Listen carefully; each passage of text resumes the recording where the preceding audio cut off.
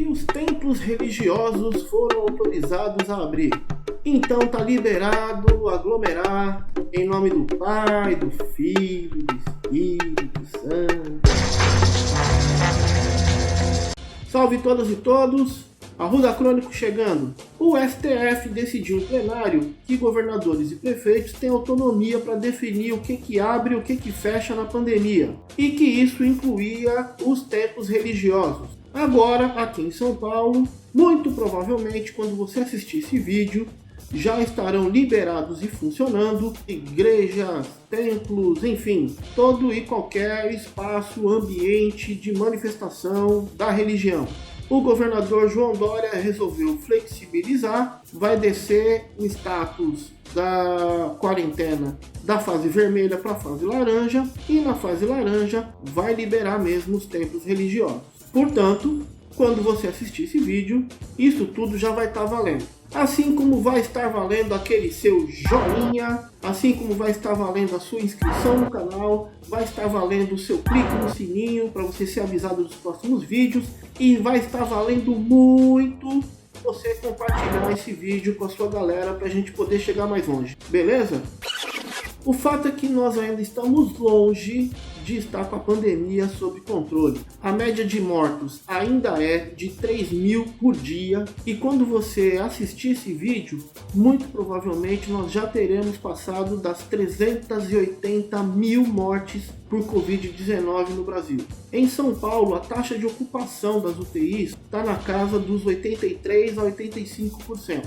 Mas o governador João Dória acha que com essa taxa de ocupação tá sussa liberar shoppings e templos e outros espaços que estavam fechados na fase vermelha. Entre os contemplados estão os religiosos, mas em especial, cá entre nós sabemos que quem estava fazendo pressão para que os templos religiosos pudessem abrir eram os evangélicos neopentecostais. Até porque, em recente entrevista ao programa Roda Viva da TV Cultura, o cardeal Dom Odilo Scherer disse que as igrejas católicas não vão abrir, mas os evangélicos neopentecostais, aqueles midiáticos, televisivos, aliás, proprietários de redes de televisão, de emissoras de rádio, aqueles da tal teologia da prosperidade, que apoiam Bolsonaro, que abraçaram o negacionismo da gravidade da pandemia e que principalmente têm no dízimo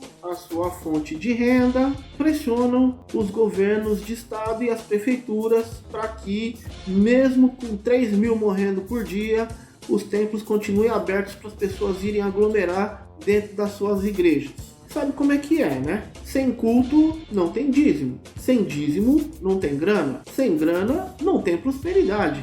Então, dane-se! Se isso coloca a vida dos fiéis em risco, se coloca a vida da família dos fiéis em risco, se coloca a comunidade em que os fiéis moram em risco. Dane-se! Por quê? Porque o importante é o lucro. O importante é a prosperidade.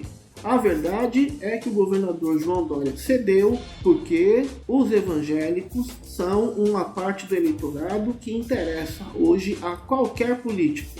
Não é questão de fé, é mentira que isso é por conta da fé. Não é por defender a liberdade religiosa, é mentira. Eles não defendem a liberdade religiosa. Se eles defendessem liberdade religiosa, não depredariam e não caluniariam as religiões de matriz africana.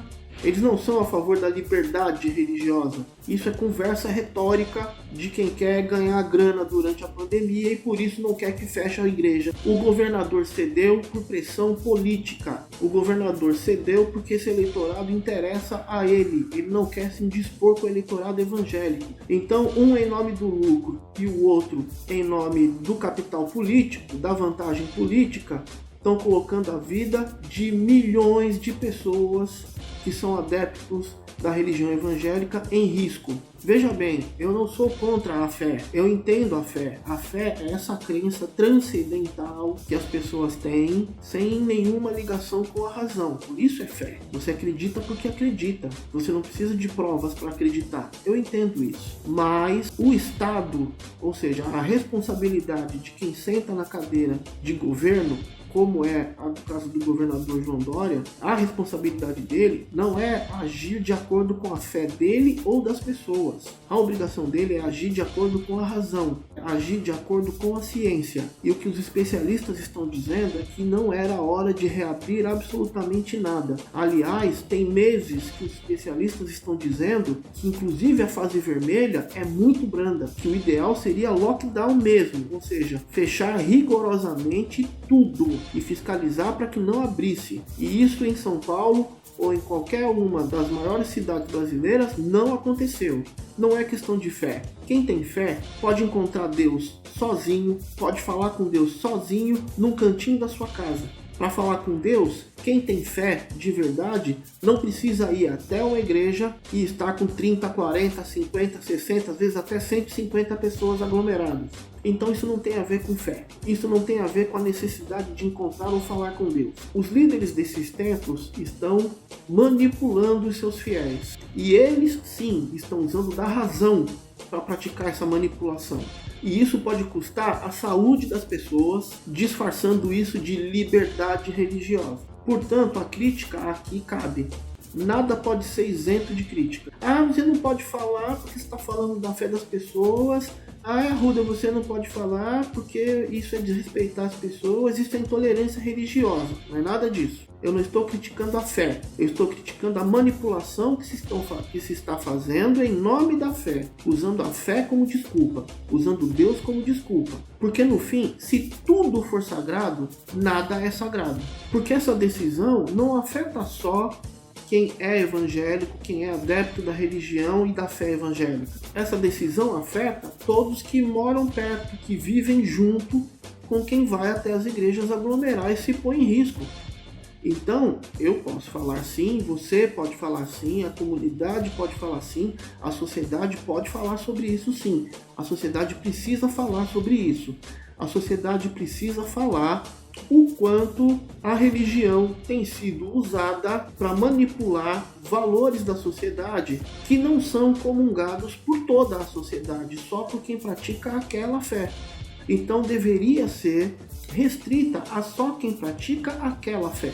Políticos e líderes religiosos têm posto em risco a saúde de milhões de pessoas no meio de uma pandemia que, a essa hora, quando você estiver vendo esse vídeo, provavelmente já vai ter matado 400 mil pessoas ou algo muito próximo disso. Mais do que isso, não é de hoje que religiosos cristãos, principalmente das religiões evangélicas, mas também de setores conservadores do catolicismo, têm influenciado em políticas públicas, em legislações. Isso num país que se diz laico, ou seja, religiosidade não pode influenciar nas decisões de Estado. Eu acho que isso precisa mudar.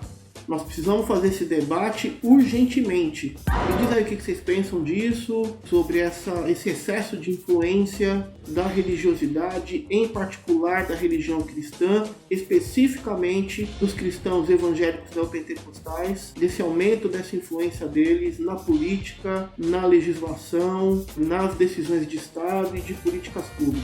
Esse debate precisa ser feito de forma racional e objetiva. É isso. Valeu.